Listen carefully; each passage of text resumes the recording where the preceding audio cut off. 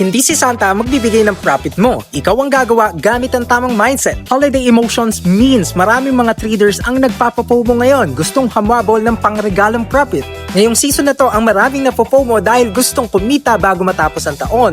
At dyan nagsisimula ang mga losses. Kaya importante na may disiplina ka at tamang risk management para sa gayon ma-lessen mo yung risk sa pagtitrade.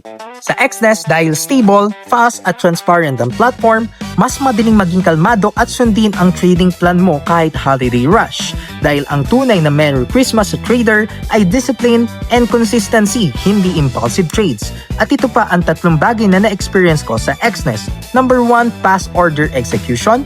Number 2, reliable platform 24/7. And transparent trade reporting. So noong December last year, feeling ko kailangan kong humabol ng holiday profit.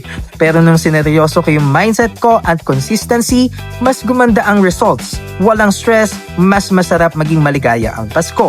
For example, sa Euro USD, may support siya sa 115 level at maraming traders ang nagpapapomo kapag ito ay bumabagsak. Pero kalmado at may plano ka dapat. Makikita mo ang proper areas for bounce plays at dapat alam mo din kung saan lalagay ang TP at SL mo. So this Christmas, invest with your mindset. Start your trading journey with Exness today.